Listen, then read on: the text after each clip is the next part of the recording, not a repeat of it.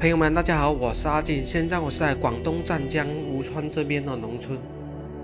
今天过来这边游玩的时候，发现这边田里面停了架大飞机在这里啊，就是现在我们镜头中所看到的这架大飞机了。这究竟是怎么回事呢？今天这个视频就带大家一起来看一下。那我们已经来到这个大飞机旁边这里了，大家看一下，这边都是那个农田来的。前面这是那个入口了，原来这是个景区来的，不过现在已经被废弃了。下面带大家近距离来看一下这架大飞机啊，景区的面积挺大的，大家看一下，这个就是那个餐车了。现在这些都被废弃在这里了，因为这边没有那个游客过来这边游玩了。这个就是那个连廊，里面还摆了很多这个桌子在这里，想必以前很多人过来这边游玩了。这个地方不仅可以吃东西，还可以近距离看着那个大飞机，位置真的非常的好啊。现在这个景区已经没人来了，所以这些桌子也被荒废在这里了。飞机上写的德宝梅城花洲，这个就是这个景区的名字了。这个景区刚开业的时候，有很多人过来这边游玩了，现在早已经是物是人非，现在这边杂草丛生，再也没人过来这边游玩了。就是那个登机口了，不过锁住的我们上不去。大家看一下，这个飞机也是非常的破旧了，那个引擎都掉到地上。现在我们看到这个是飞机引擎的外壳啊，真的非常的大。那外壳里面的引擎呢，早已经被拆走了。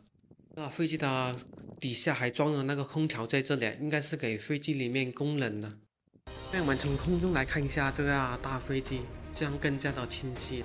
那我们看到这一大片都是这个景区的范围，而这架大飞机呢，就是这个景区的主角了，位置比较靠近这个景区的入口这边了。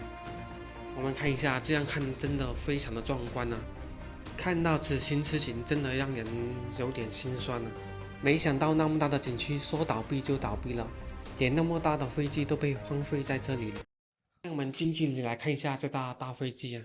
这个大飞机旁边这里看着这大飞机真的非常的庞大，不知道这到底是什么型号的飞机？有知道的朋友欢迎在视频下方留言。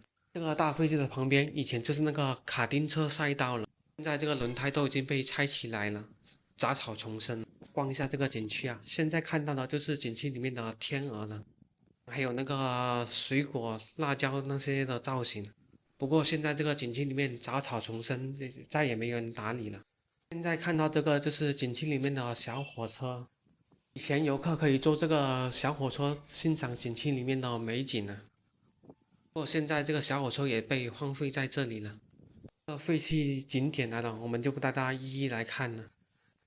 我们再来看一下这个大飞机啊，今天这个视频就给大家拍到这里了。